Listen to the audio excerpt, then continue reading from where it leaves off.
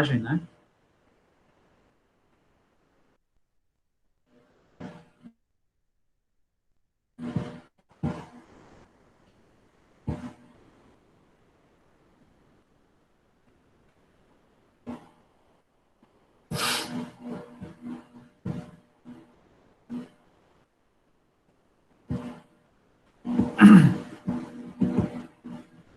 Só um minuto.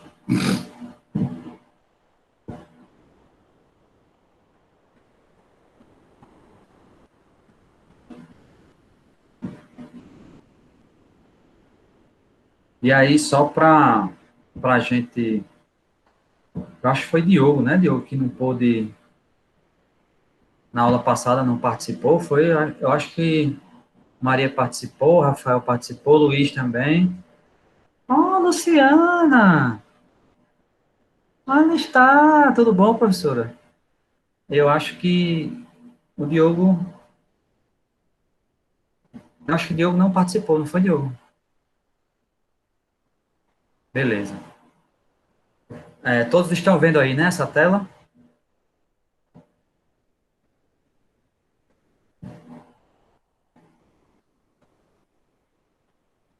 Ah,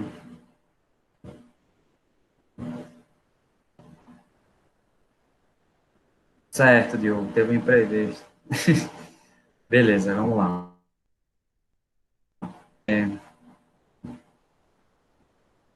Dito isso, vamos para frente. É, só para localizar um pouco, Diogo, né? Diogo, a Escola da Bola é uma metodologia, tá? Uma metodologia de aprendizagem aos esportes, né? Que ele se utiliza muito das questões da aprendizagem, não pela técnica, né? Mas sim pelo contexto do jogo em si, né? Poderíamos até dizer pela tática, que aí a, a, a, a BNCC, né? Que é a base nacional, ela prega muito isso a partir do Gonzalez, né? Essa aprendizagem esportiva, não a partir dos contextos técnicos, né, não a partir da aprendizagem para o voleibol, manchete, flexiona o joelho, une os braços, estica, né, não a partir desse tipo de aprendizagem, sim, mas a partir do jogo em si, e também leva muito em consideração a aprendizagem que o sujeito traz, né, da sua vivência, e ele fala muito das questões do que você aprende na rua, né, na sua infância, principalmente, né, com seus amigos, jogando, lógico, é uma aprendizagem informal, né, que ali não há ninguém de uma forma formal lhe ensinando, mas você não deixa de aprender por isso, né, ah, ele fala que você deve sim levar isso em consideração, mas também deve sistematizar, tirar os vícios que a pessoa traz e assim por diante. Eu dei um exemplo para os seus colegas do badminton, né, que às vezes muitos alunos, muitas pessoas, enfim, qualquer que seja o público procura o badminton, algumas pessoas vêm do esporte de raquete, né, vêm da raquete do tênis, da raquete do tênis de mesa, e aí traz todos esses vícios, né, que você tem ao manusear aquele aparato para o badminton, e aí o badminton por mais que seja o mesmo aparato, mas é outra formatação de aparato, né, e aí para o sujeito perder todo aquele vício que ele teve, né, com a raquete do tênis, por exemplo, com a formatação do jogo do tênis, demora um pouco, né? E aí a escola da bola diz muito isso, né? Não é você negar o que ele sabe, não é isso. É utilizar o que ele sabe a seu favor, mas tirar esse vício que ele vai trazer das outras atividades esportivas. É, então, assim, eu fiz um resumão, né, Diogo, da aula passada, só para você ter mais ou menos uma ideia do que a gente está tratando. E aí, a escola da bola vai trazer três pilares básicos, né?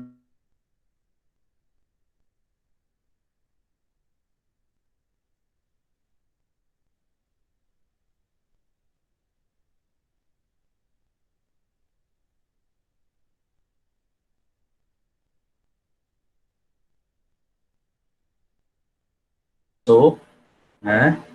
O Hernani também, se eu não me engano, ele também disse algo parecido. E isso é legal. E já se identificam com metodologias, né? Porque às vezes a gente até faz, mas não sabe que isso já foi pensado por algum autor, por algum, né? A gente faz mais no feeling da gente enquanto professor, e a gente até citou alguns exemplos na aula, né?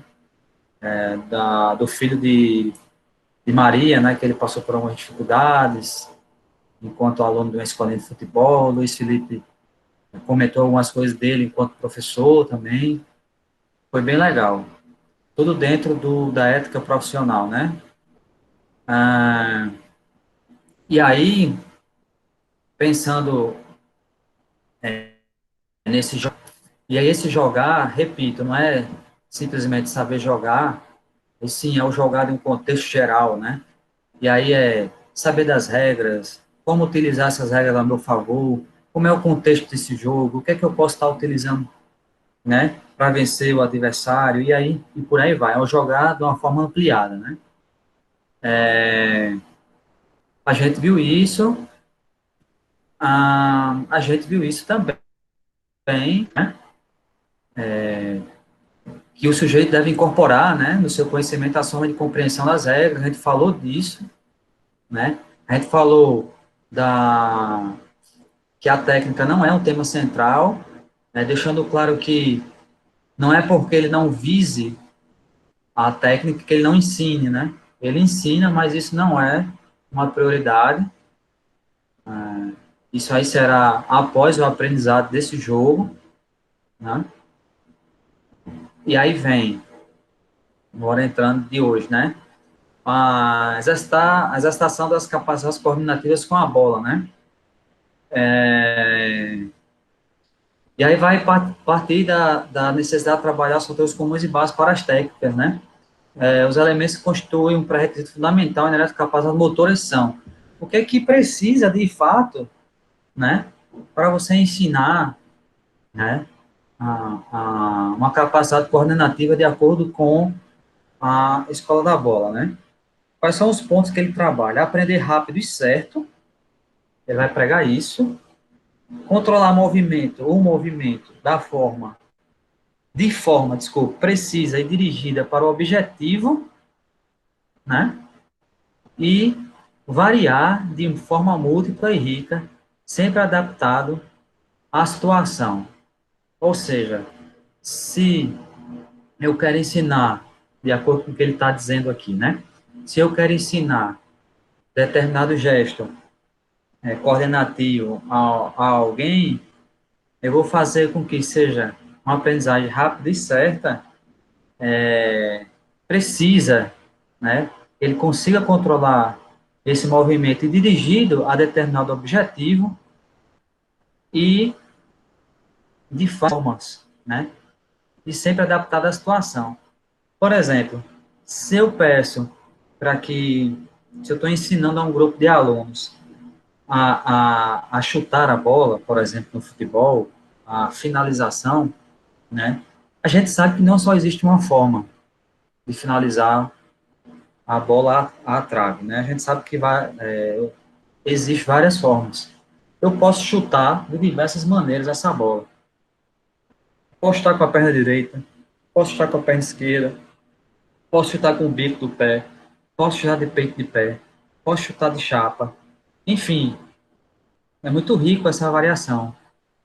Então, variar sim essas possibilidades para que eu compreenda que eu posso utilizar isso a meu favor quando acontecer isso naquela situação, né? O, teve um lance aí, pensando no alto rendimento, né, na Copa de 2002, que o Ronaldo contra a Turquia na semifinal, ele faz o gol de biquinho, o Brasil ganha de 1-0, e fizeram uma entrevista com ele ao final do jogo, perguntando a ele assim, Ronaldo, mas conta pra gente como é, como é que foi o gol e tal, a sensação, enfim, pergunta ele de uma forma geral como é que tem sido o gol. Aí ele fala da parte emotiva da coisa, levou o Brasil a uma final de Copa e tal, mas também ele diz uma frase bem interessante. De todos os recursos que eu aprendi, que eu poderia fazer, esse foi o que eu achei o melhor de realizar.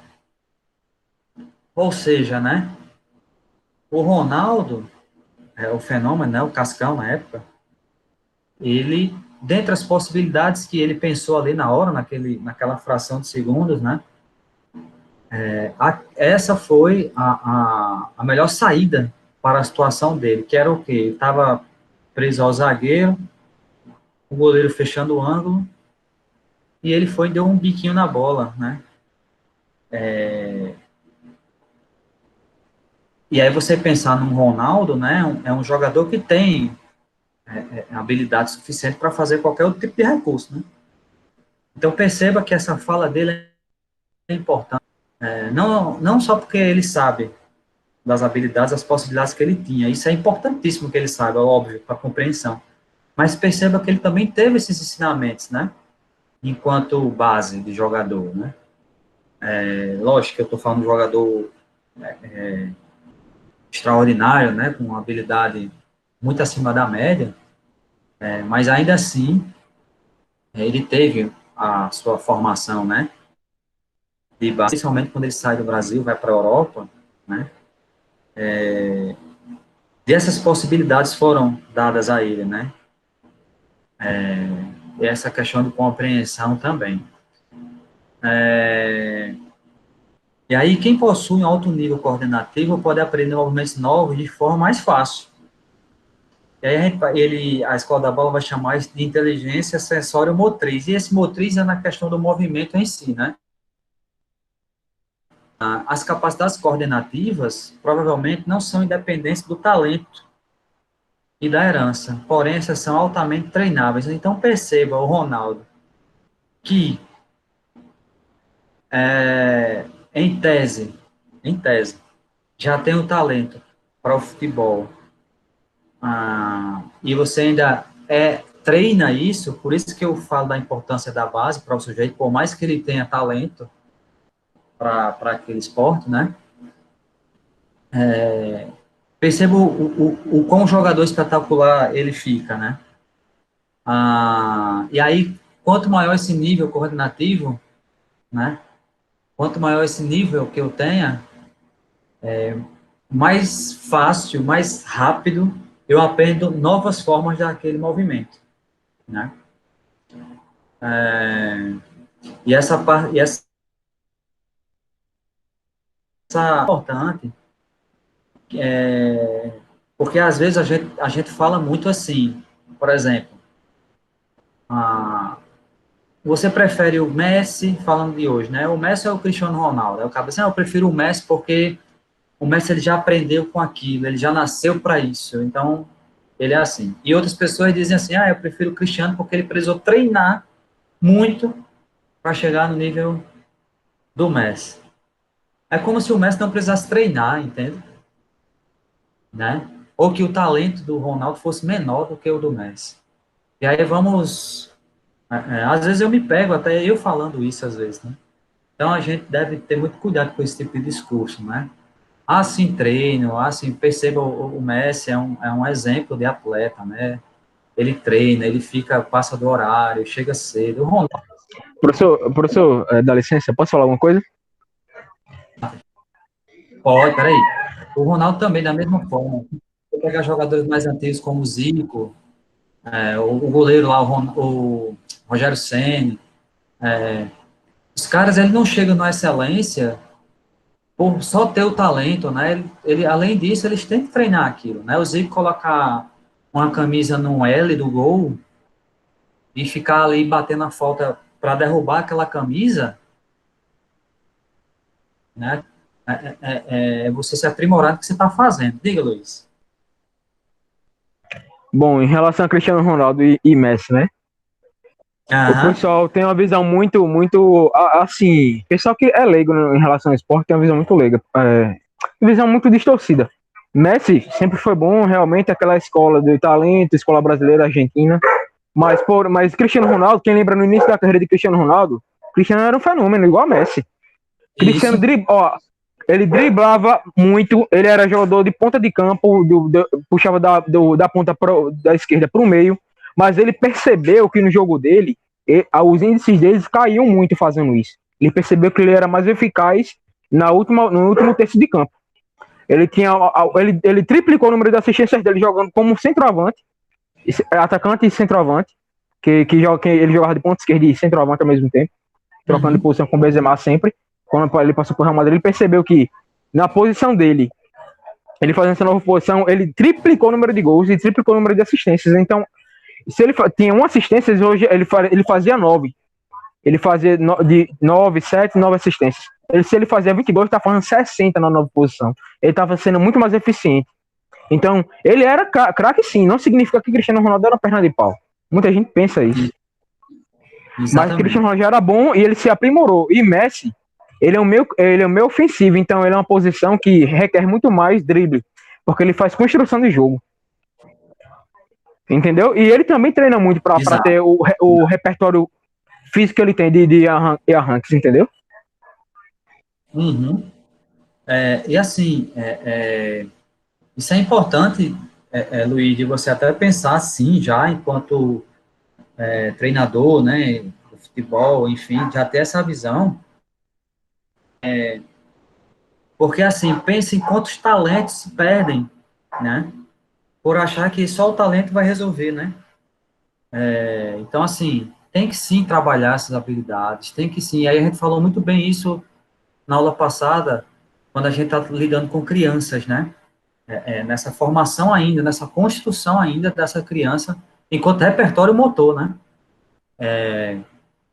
Então, assim, tem que ter muito cuidado, tem que ter muito sensibilidade, você não destruir, a palavra é essa, né? Não destruir, quem sabe, né? Um futuro jogador, não necessariamente níveis altíssimos, mas um jogador pelo menos bom, né?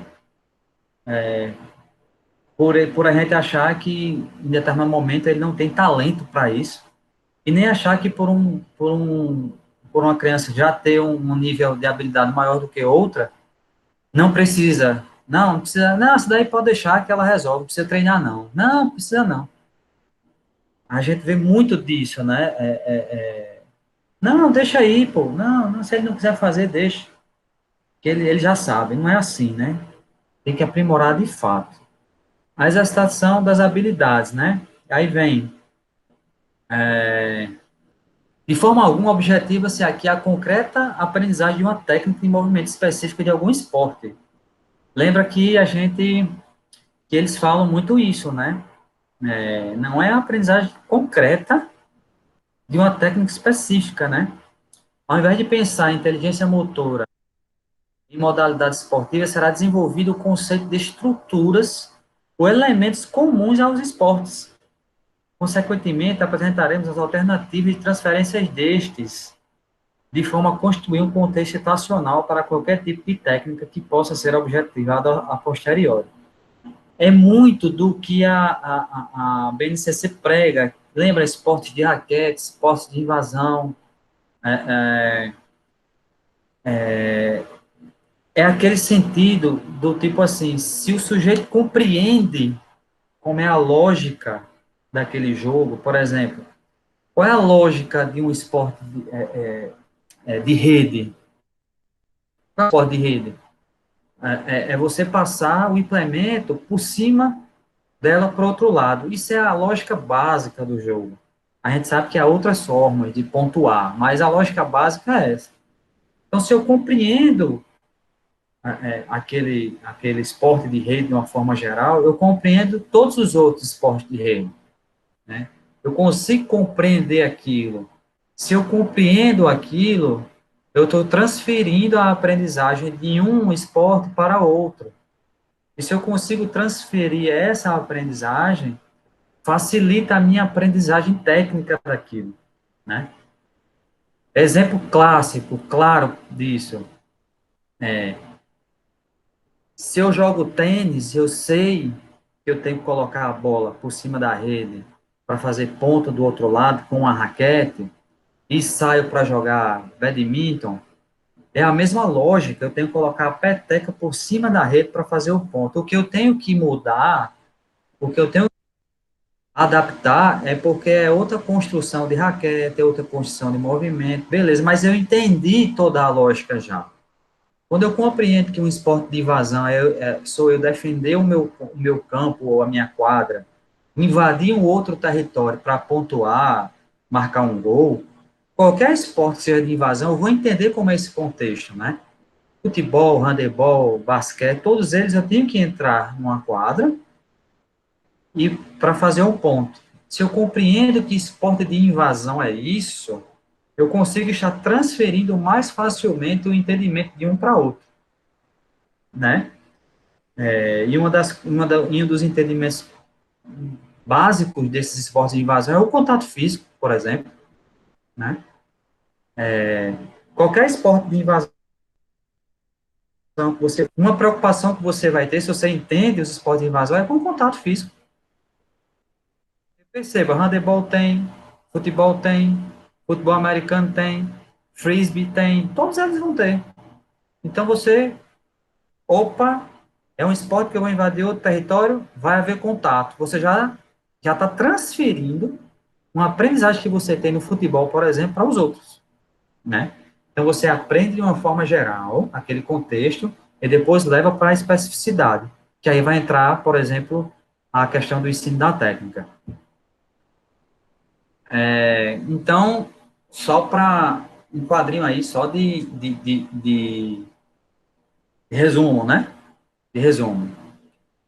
A orientação para a situação, orientação letra A, né? Orientação para as capacidades, letra B, e orientando para as habilidades, letra C. Quais são os objetivos da, né? Situação vai ocorrer, né? Conteúdos e métodos, somente jogos em forma de elementos táticos para construir o jogo. Ok? As situações que podem ocorrer durante o jogo. Orientações para as capacidades.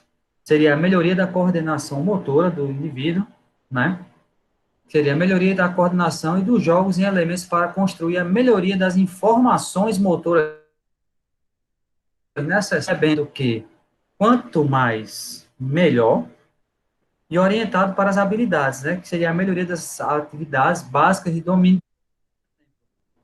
Exercitar as técnicas básicas necessárias aos elementos que permitirão desenvolver-se com mais possibilidades técnicas. Percebam que vai haver aí uma ordem de aprendizagens, óbvio, pessoal, óbvio que isso pode se entrelaçar A com B, B com C, A com C, A, B e C, é lógico que é muito difícil você, é igual aquela, quando a Soraya Darido, e aí falando especificamente da licenciatura, quando ela fala das dimensões do conteúdo, né? Conceitual, procedimental e atitudinal, né? Aí você tem que planejar uma aula e dividir esses três aspectos, né? Que hoje não são mais três, hoje são 8, né? Aí o cara vai escreve cada um, mas na hora que você vai ensinar, de fato, né, dar aquela aula, pode ocorrer, lógico que pode ocorrer todos eles entrelaçados, né? Aqui também. Isso aí é só uma questão de prioridades, né? De ordenação. Ah, para os jogos situacionais, né? Objetivos, conteúdos e métodos. Objetivos, conteúdos e métodos dos jogos situacionais, tá? Não deve ser confundido com os conceitos que já existem na literatura esportiva, série de jogos ou recreativo. Na escola da bola, a ideia básica é outra, pois está constituída por forma de jogos próprias. Em uma sessão de aula, as formas de jogos não devem ser impreterivelmente apresentadas uma após outra e sem escolha, ou seja, a própria escola da bola lhe ensina uma metodologia e em cima dessa própria metodologia você formula as atividades que você vai fazer.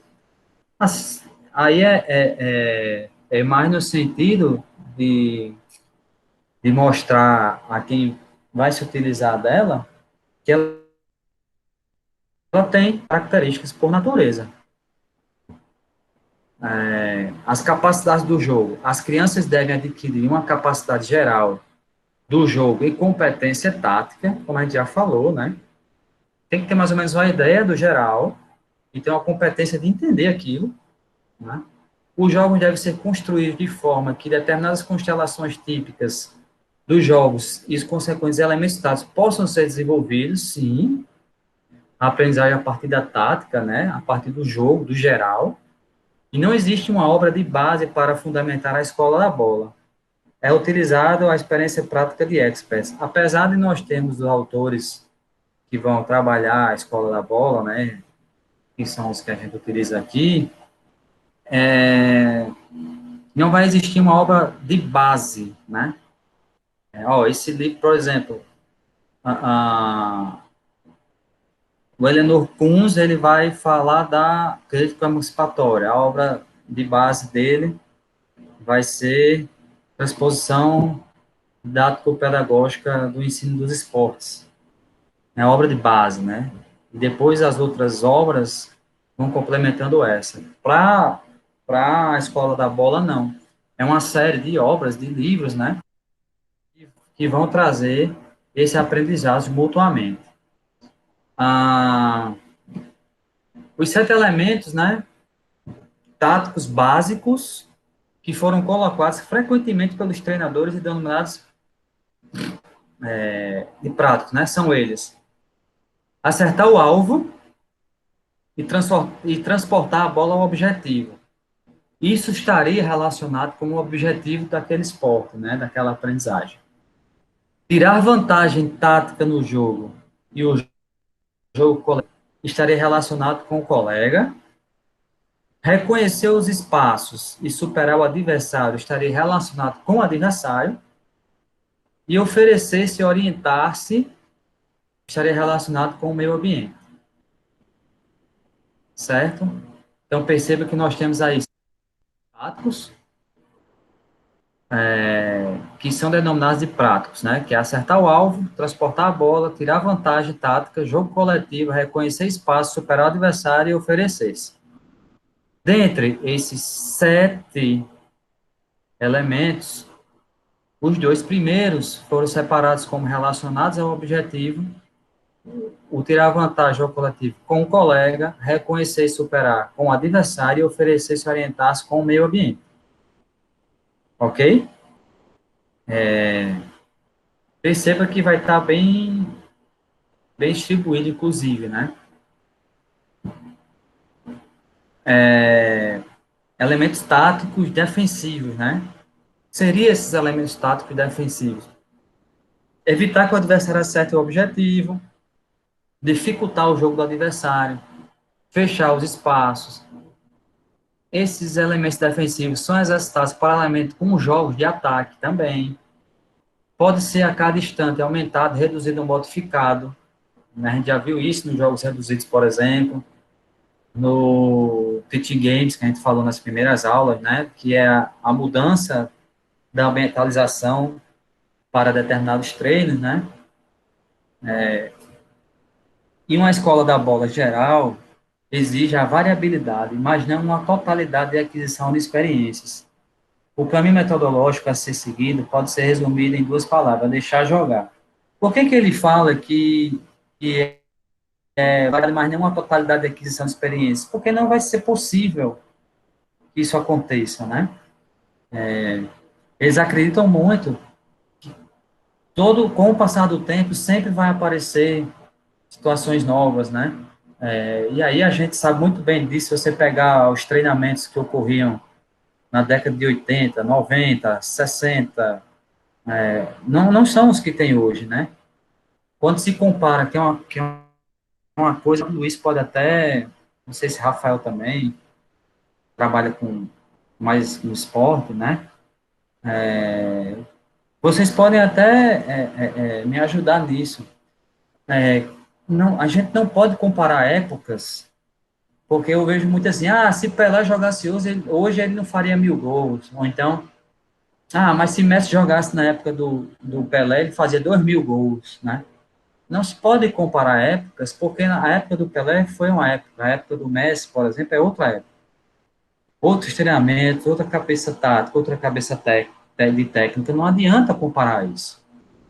Na época que o Pelé jogou, os treinamentos eram de um jeito, o jogo era de um jeito. A época que o Messi joga é outra coisa. Então não adianta ficar comparando épocas de jogadores que é chover no molhado. Não dá, não tem como ser justo com essas comparações, tá? Mas o espaço que o Pelé tinha para receber a bola, se Messi tivesse, ele faria 2.000 gols em vez de 1.000. Não é bem assim, né, pessoal? E se Pelé jogasse hoje, a gente não tem espaço nem de respirar, nem de pensar. É, se o Pelé jogasse hoje, ele teria treinado, ele teria sido forjado a jogar como se joga hoje. E se o Messi tivesse jogado Pelé, ele tinha sido forjado a jogar como se jogou na época de Pelé, que é, para quê? A pergunta básica é essa, para que eu vou ser tão rápido, tão veloz num passe ou no chute a gol, se o jogador me dá espaço para eu receber, virar, pensar, olhar? Se ele me dá espaço, para que eu vou ser tão veloz? Não havia essa necessidade antigamente. Hoje há. Então, assim, percebo que eu só dei um exemplo, né? Perceba as ações que não cabem a gente ficar comparando, né? E aí é ser injusto.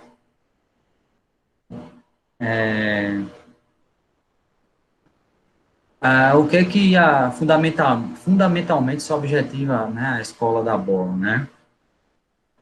O desenvolvimento da capacidade do jogo geral, como a gente já falou, de uma forma geral, da competência tática básica, né, ter a noção do que ele está fazendo, daquele jogo. Serão oferecidas formas de jogadas que são construídas tomando esses elementos básicos para construir a ideia do jogo. E estes jogos devem ser apresentados às crianças, por exemplo, e deixar que estas joguem. E percebam, né, que o primeiro lá, o desenvolvimento da capacidade de jogo geral da competência tática e básica, está relacionado ao objetivo. As formas de jogadas são construídas tomando os elementos básicos para construir essa ideia, está relacionado com o conteúdo.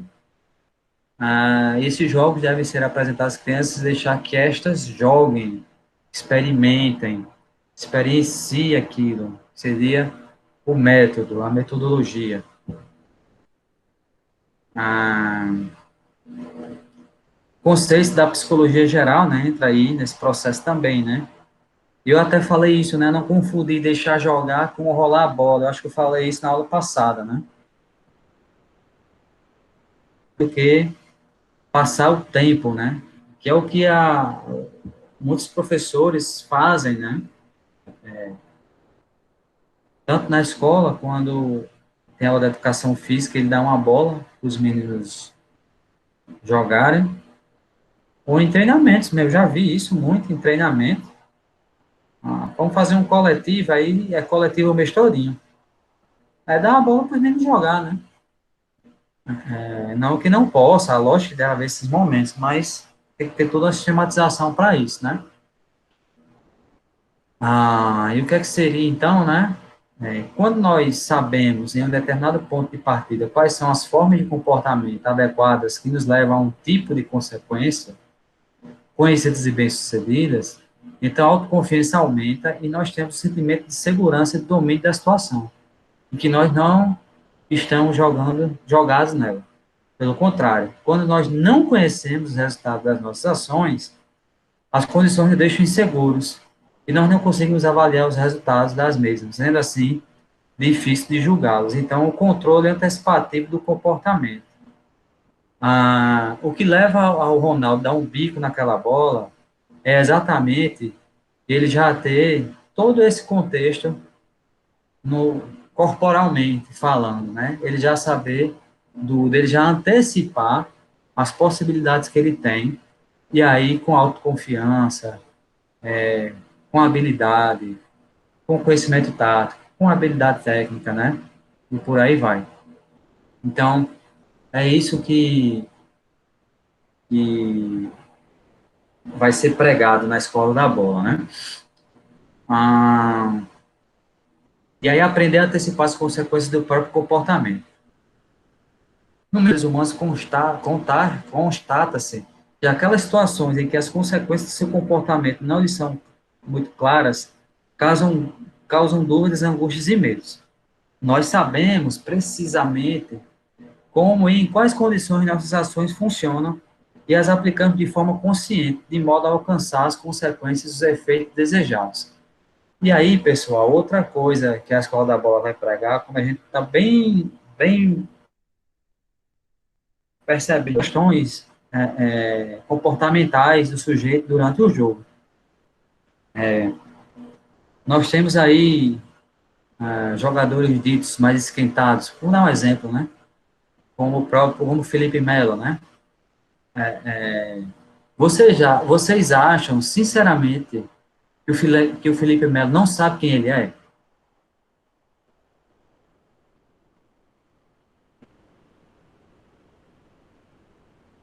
Kleber Gladiador. O Kleber Gladiador estava dando a entrevista defendendo o Felipe Melo, até porque o Kleber Gladiador também é nesse mesmo viés de mais explosivo, né? Um jogador que se esquenta mais rápido, né? E o Kleber diz assim: a gente já entra no campo marcado pela arbitragem. Ele sabe quem ele é. Ele sabe qual é o comportamento dele no jogo. Ele sabe disso. Ele tem que saber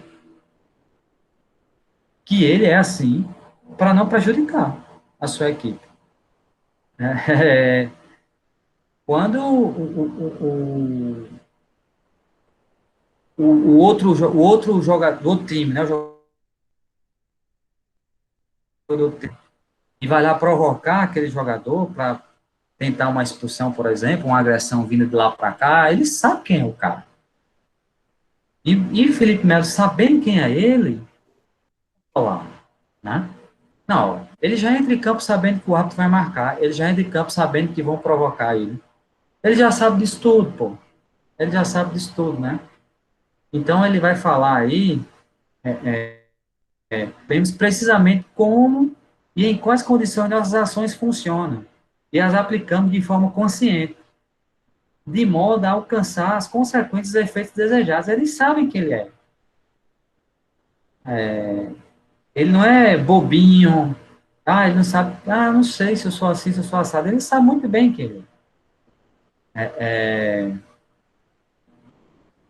Eu me lembro, isso a gente percebe pela entrevista das pessoas que comem. Eu me lembro de uma entrevista de um ato, que eu esqueci o nome dele. Não sei se era.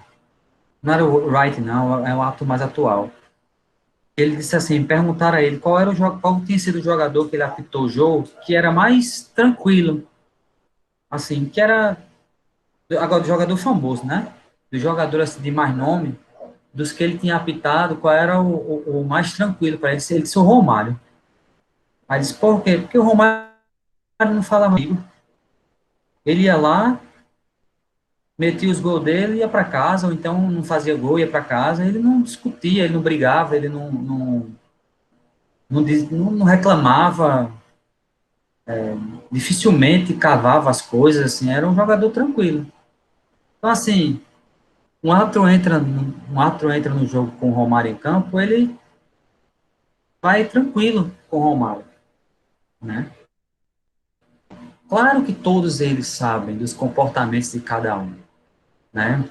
Mas a gente tem que saber isso desde sempre, para poder aplicar isso a nosso favor, né? Para que isso não seja utilizado contra a gente, né? Por isso que ele fala das questões psicológicas que são importantes, né? E aí eu volto à questão do filho da Fátima, né? Da Maria, né?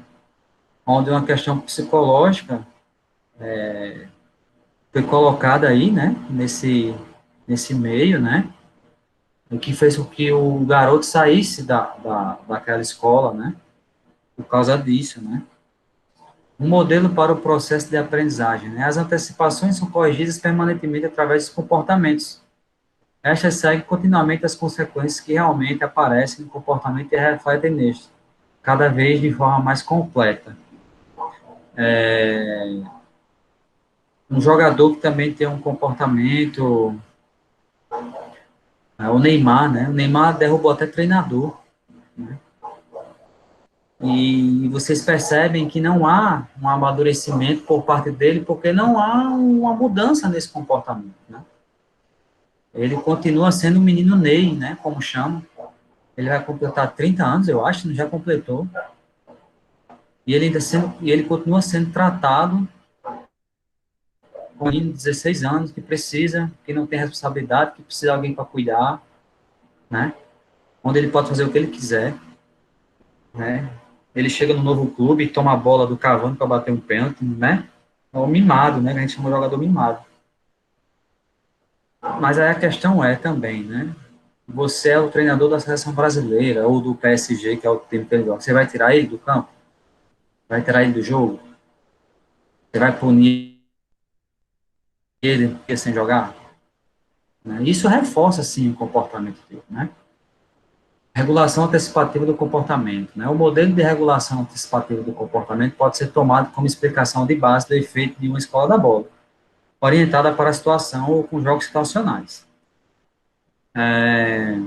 Esta forma de aprendizagem tanto pode ser eficiente com crianças, como também aplicável ao treinamento tático em diferentes modalidades, produzindo melhorias do comportamento, do rendimento, desculpa. E aí, tanto é esse comportamento enquanto sujeito, como também é o comportamento de atitude em determinada situação. Do tipo, 2 contra 1, você vai tocar, você vai tentar o drible, mesmo tendo um companheiro, sendo só um lá. Também é esse tipo de comportamento que todo também você toma na tomada de uma decisão, certo?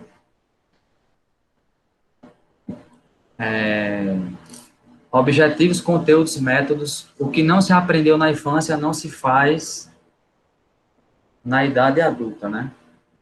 Sua ênfase é na área coordenativa, as capacidades coordenativas e os pré-requisitos coordenativos de rendimento podem e devem ser ensinados, e a capacidade coordenativa aparece antes da força e da resistência. Ora, se eu sou um sujeito melhor coordenado nos meus movimentos, maior será a minha força, maior facilidade de treinamentos de força, consequentemente, assim, também da resistência.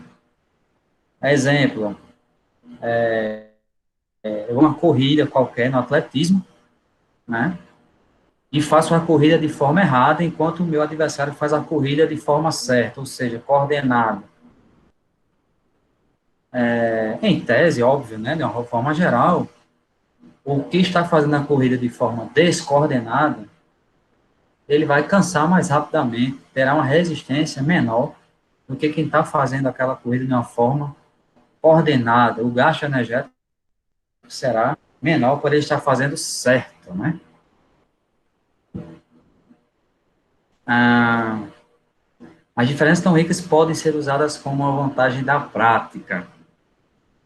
Não se fala mais de capacidades necessárias para a coordenação com a bola, e sim, mais modestamente, das capacidades coordenativas gerais ou de classe de existência da informação motora. Esta é uma pequena, porém muito fina diferenciação.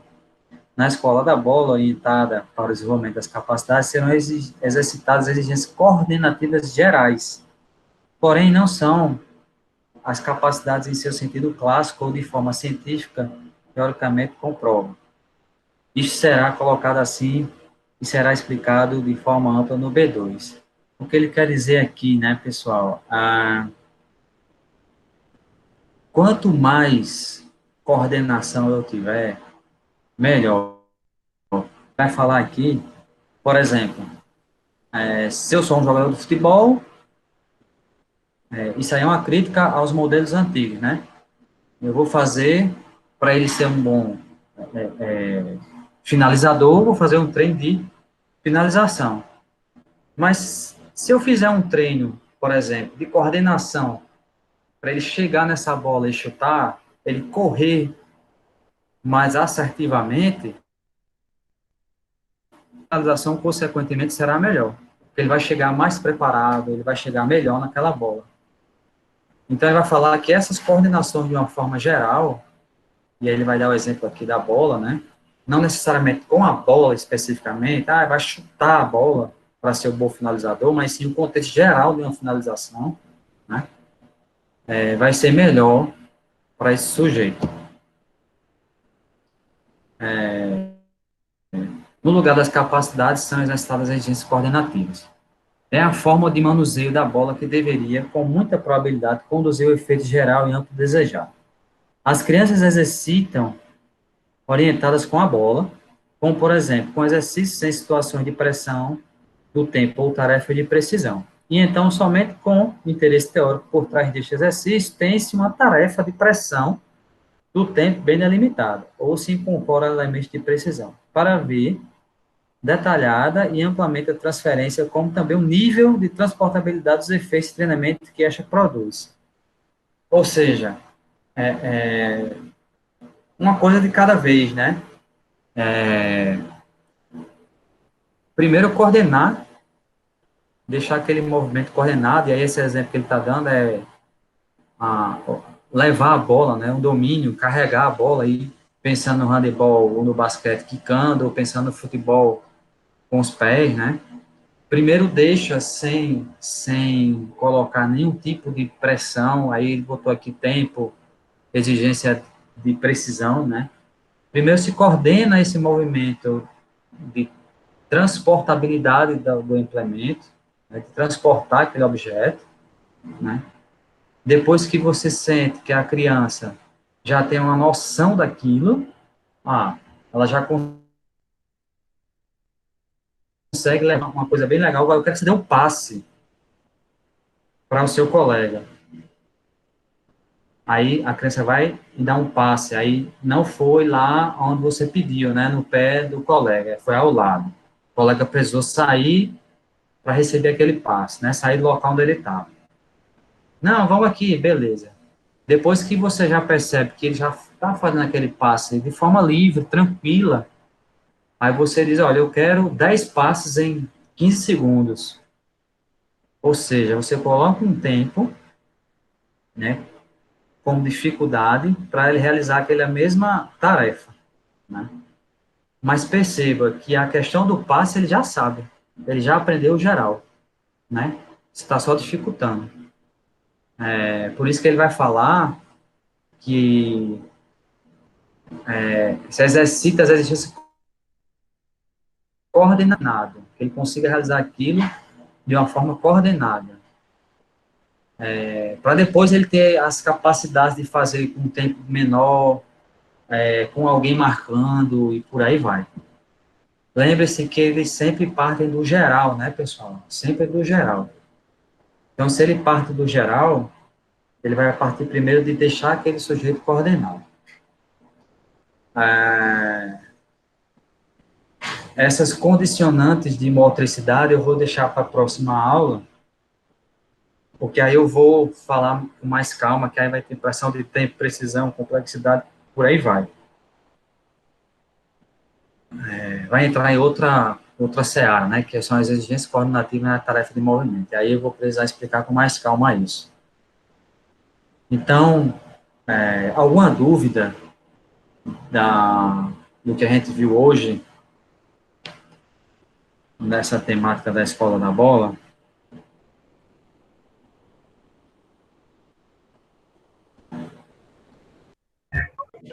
Professor, para mim foi tudo ok com o que você já vinha dando aula aí. É basicamente o que É a gente tudo já vinha falando, né, Luiz? Sempre do geral, isso, né? Sempre isso. do geral, da aprendizagem maior, né? Do, do, do saber o que é aquilo, o que é que eu estou fazendo, né? Para depois, de fato, eu colocar alguma questão técnica, alguma questão mais específica, alguma dificuldade, né? E aí, principalmente pensando na criança, né? Que ainda está nessa fase de experimentação, de conhecer as próprias possibilidades, né, dela enquanto movimento, né? E ele ainda acrescenta as questões psicológicas, né, de comportamento, de se conhecer, saber como é que você é, para que isso ajude você no seu desempenho enquanto jogador, atleta, enfim, o que você quiser ser, né? Diogo, tranquilo? Maria? Sim, professor, tranquilo. Só fez abranger os conhecimentos da aula passada, né? Veio Uhum, só agregar, encaixar conhecimentos, né? uhum, E essa modalidade, ela é muito ampla, né, professor? Muito ampla. é, Eu aprendo muito com essa modalidade. Ela é muito abrangente, né?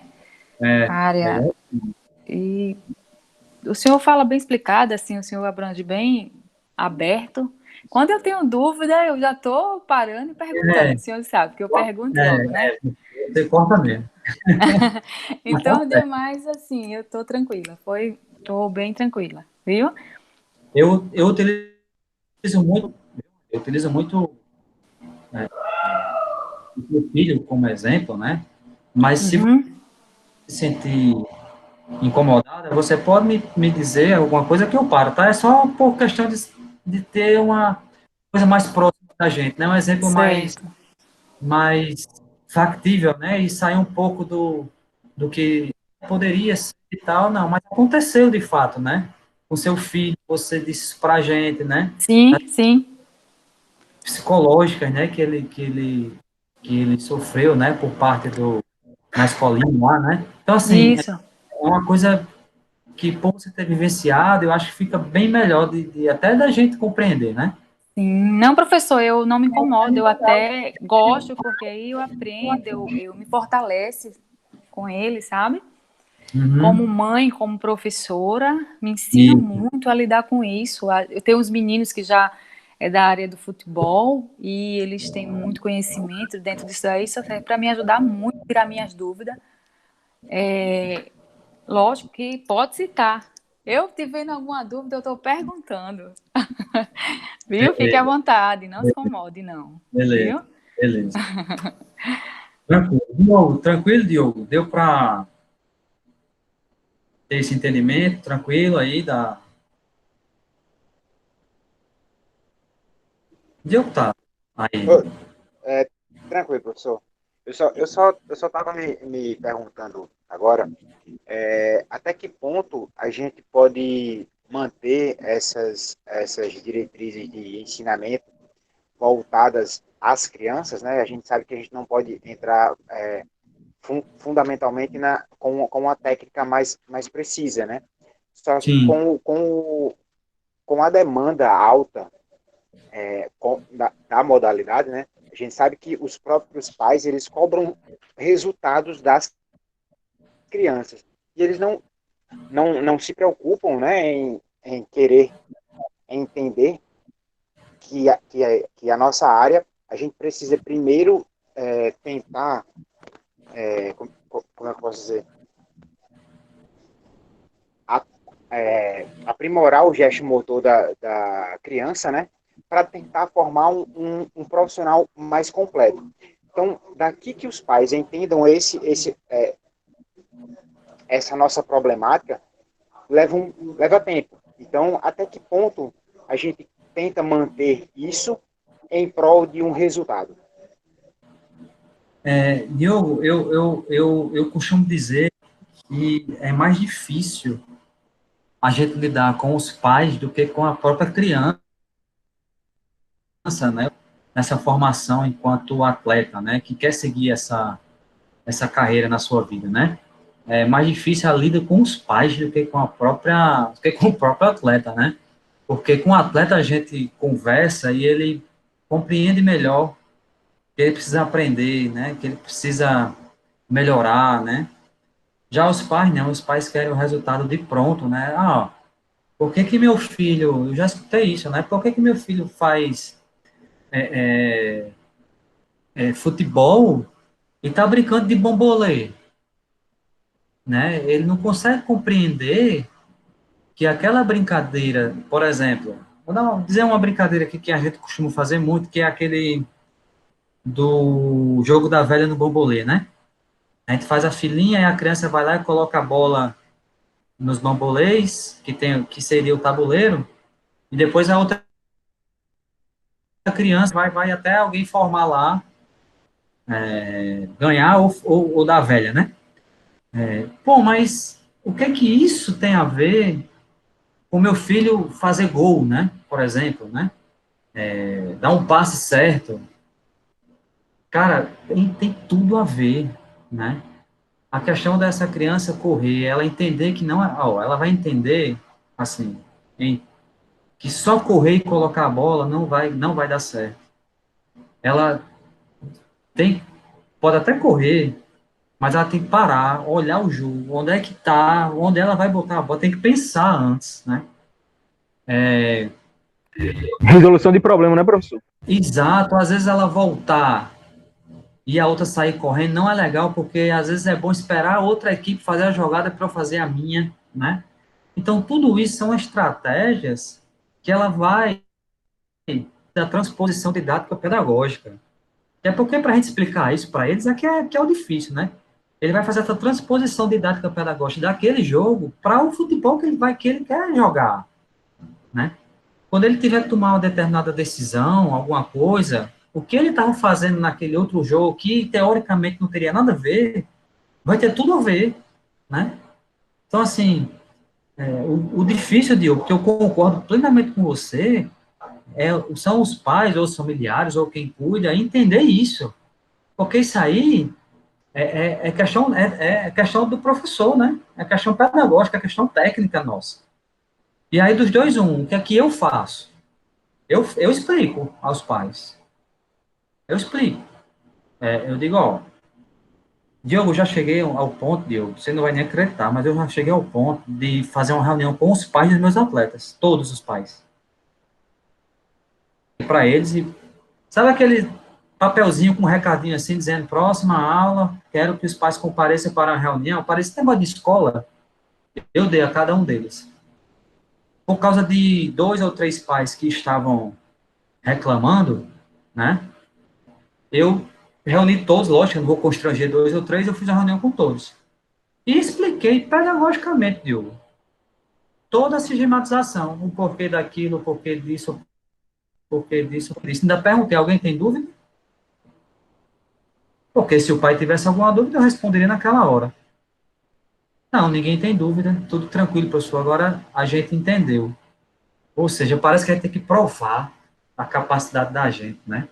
Provar que Professor, isso é. recentemente eu fui pego também nessas situações aqui. Eu tive que explicar minha metodologia do porquê eu tive que explicar o fato de eu ampliar o repertório motor dos meus alunos, porque tinha muitos alunos instintivamente avançados e tinha outros que não tinham problemas de cognição, mas ficavam para trás. Eu trabalhava muito questões de motores com meus alunos. Isso fazia que eu botasse só para jogar. Eu falei, olha, eu tive que fazer uma reunião explicando que só colocar a bola para rolar não adianta nada. Eu tenho que ampliar a questão de psicomotricidade de cada um. Aí só quando eu falei ponto a ponto que eles entenderam. É, porque é o velho sonho, né, Diogo? É o velho sonho de ver o seu filho ser um grande jogador, transporta o que era para que ele queria e ele não conseguiu, ele passa para o filho, e aí a angústia vem, né? Não, Diga. certeza, é porque eu fico preocupado só, porque hoje, né, a nossa, até eu levantei essa pauta, porque hoje, dentro de uma academia, e dentro até mesmo de box de CrossFit, a gente não pode pensar apenas naquela prescrição que o aluno está precisando, seja alongamento, mobilidade, a gente sabe das musculaturas mais tensionadas e aquelas mais curtas que precisam ser relaxadas e as que precisam ser fortalecidas. Então, se eu pensar apenas isso, o meu treino pode ser curto, entendeu? Mas vai ser preciso para aquele aluno. Então, vai ser essencial para aquele. Só que aí eu entro no mercado, né? Eu tenho que fazer algo rentável. Eu preciso fazer um produto que seja aceito de forma mais comercial e não apenas na minha necessidade. Porque a minha necessidade talvez seja só isso aqui, pouca coisa. Então ele pode sair hoje da academia com 30 minutos de exercício, mas achando lá dentro dele que ele não fez nada. Então, Exato. trazendo essa problemática para as escolinhas, eu digo porque eu fui ver um jogo e acompanhei pais de crianças. Nossa, as crianças tinham 5, 6 anos. Era gente gritando, parecia final de Copa. Mas não, era um campeonatozinho besta, que não tinha finalidade nenhuma, mas eles tratavam como algo muito grande. Entendeu? Então, tipo, até que ponto essa minha literatura ela vai me resguardar como profissional para garantir o meu emprego? Será que futuramente eu não vou ter que entrar com uma técnica mais cedo? Entendeu? Eu Uhum. digo porque eu vivenciei e sei como é pai e mãe gritando com uma criança de 5 anos querendo que o pobrezinho chutasse para fazer o gol. E ele não, tipo, meio que não entendia, né? Óbvio. Mas enfim. Diogo, é aquele negócio, né? Eu fui pra academia, não suei, não fiz aeróbico, né? Então, assim, e o treino não prestou, não, eu nem suei, treino vai besta. Pois é. Viu, Você, professor? Deixa vocês... eu- Maria, diga. Então, professor, eu trabalhei dentro de escola já. Hoje eu não trabalho Hum. mais com escola, mas eu trabalhei 10 anos, sabe? Uhum. Como educadora física e dei aula de dança. Então, eu vivenciei muito isso aí que acho que é Diogo que está falando, né? Diogo, Diogo. Então, eu também, Diogo, achava um absurdo aquilo. Eu ficava o tempo todo com, acho que eu tenho um risco na minha testa até hoje, por frisar a testa, por observar isso.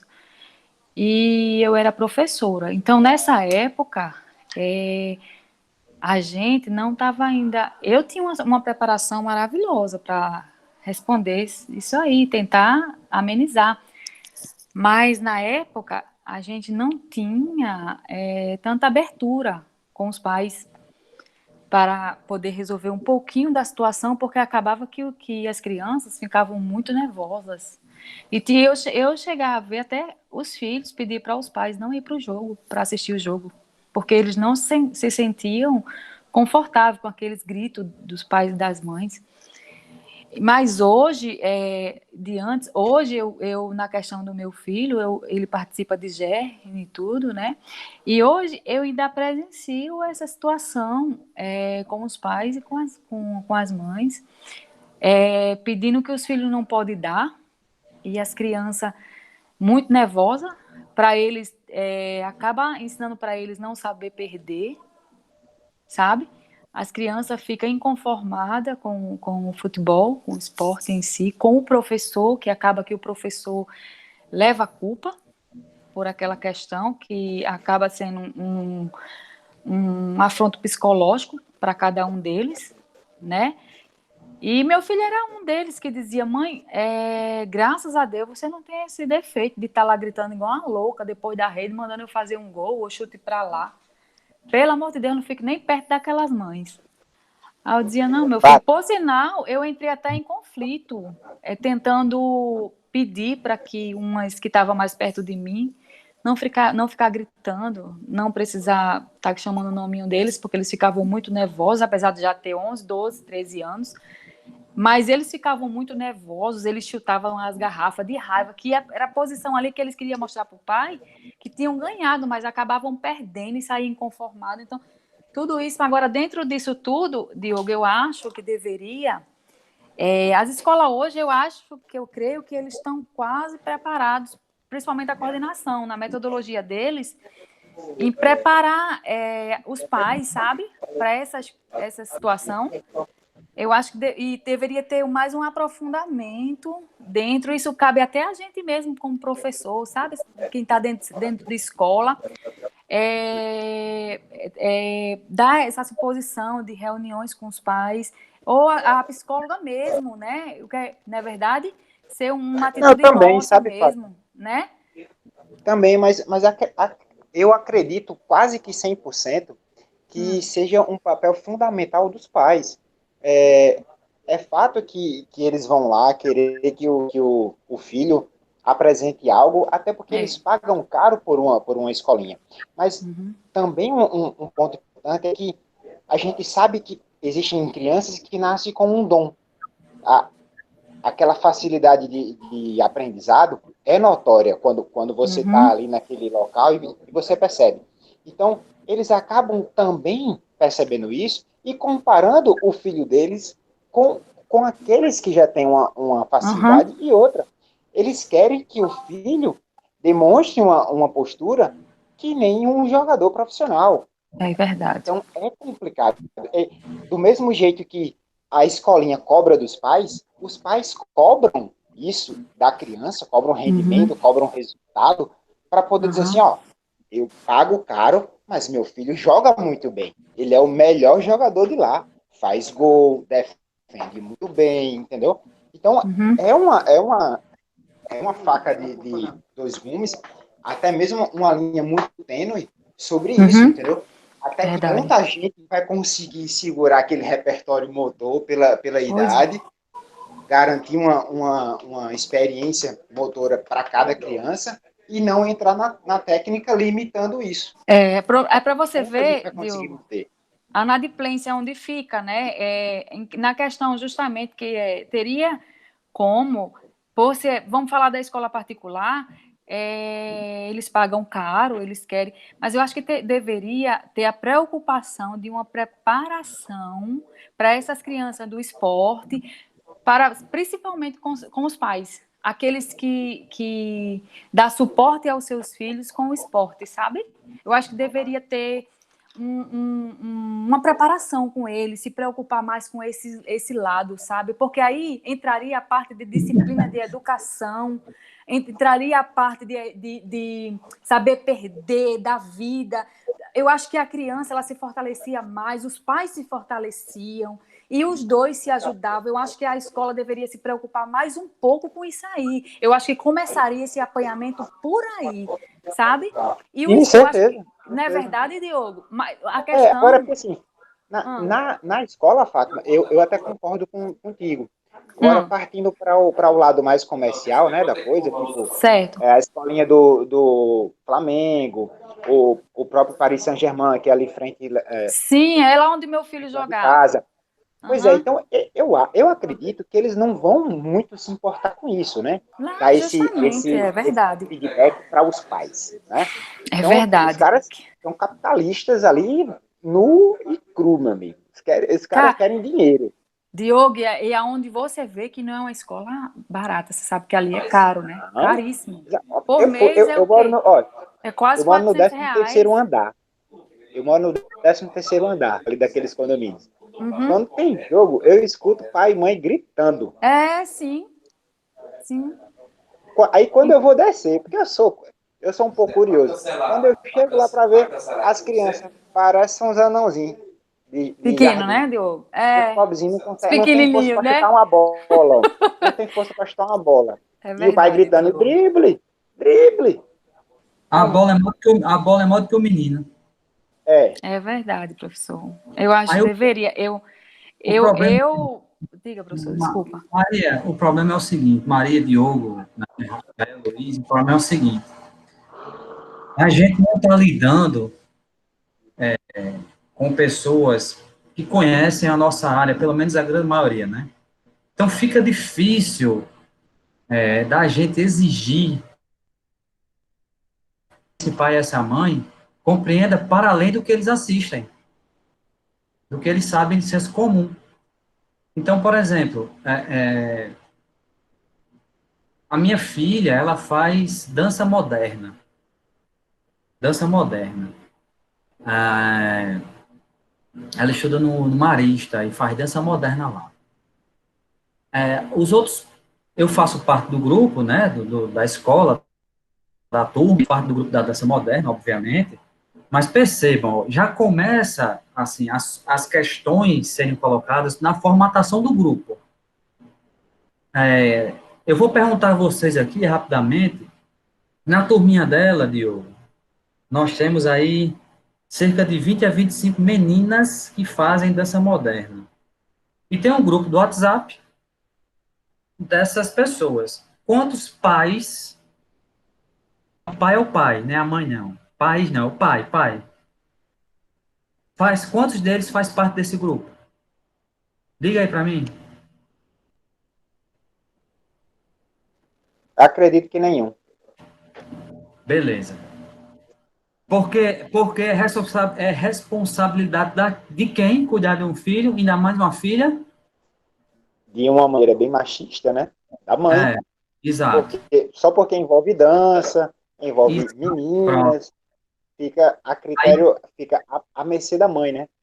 aí eu pedi para a professora, olha o absurdo, da dança me colocar no grupo, porque eu colocava assim, pedia para alguém me acrescentar, ninguém me acrescentava, porque era um pai, era um intruso, né? Beleza, aí entrei no grupo. Reclama, mas é o quê? É uma juíza, é uma promotora, é uma médica, é uma mulher que é sustentada pelo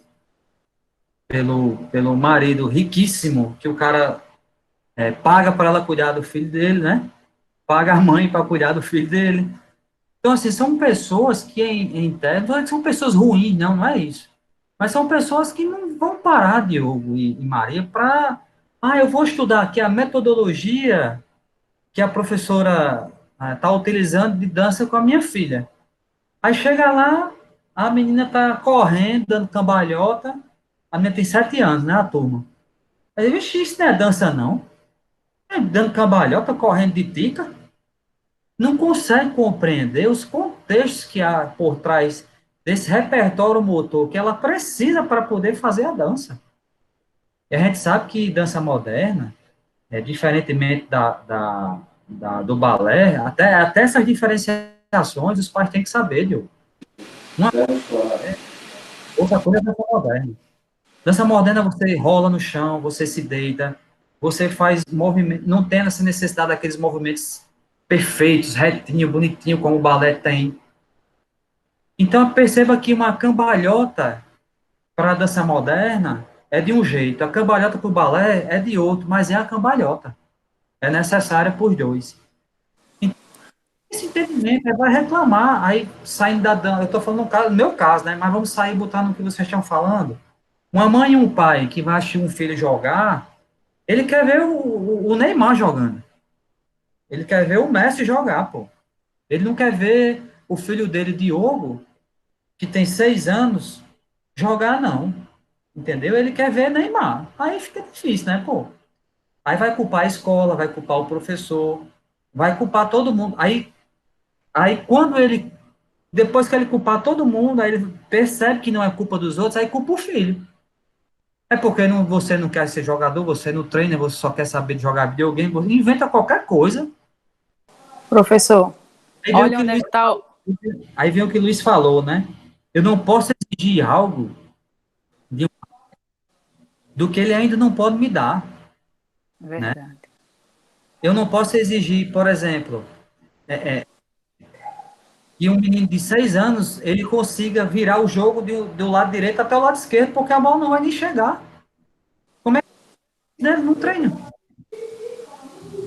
Né, professor? Aí você vem voltando, aí você olha para um pai e uma mãe, o filho tem uma certa dificuldade, seja lá motora, seja lá psicológica, seja lá onde for.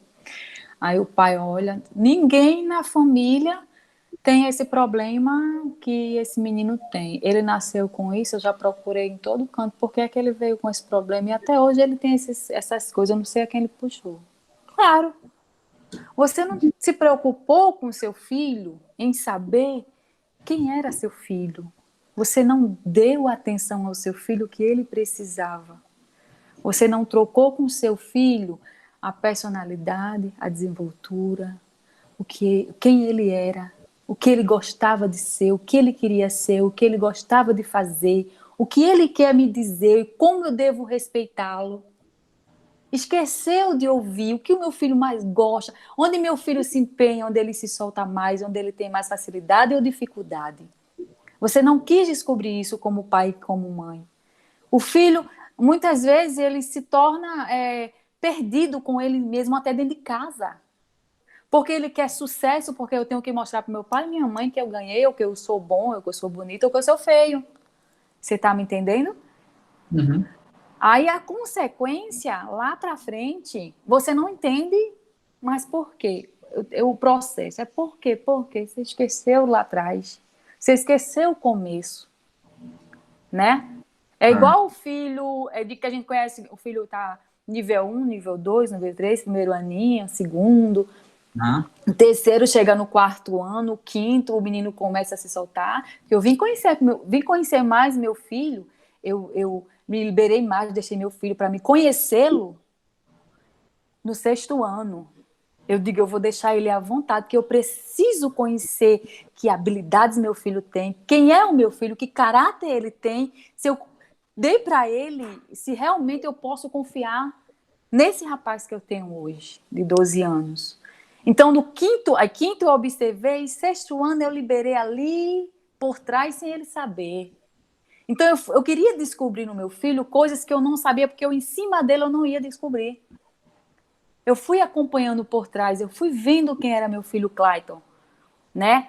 Para consertar ali por trás, para me poder ganhar a confiança, para me poder saber, pelo menos a metade. Lógico que a gente, mãe, a gente é tão atarefado que a gente não consegue, mas pelo menos eu tentei fazer a minha parte, né? Então foi indo. Agora ele está no sétimo ano, eu continuo da mesma forma, não é fácil, mas eu continuo ali mostrando, ele tem a posição dele, lógico que eu não deixo, eu dou a minha. Vamos por aqui, você acha, meu filho, eu respeito, mas será que a gente não poderia ver por aqui? Vamos tentar aqui.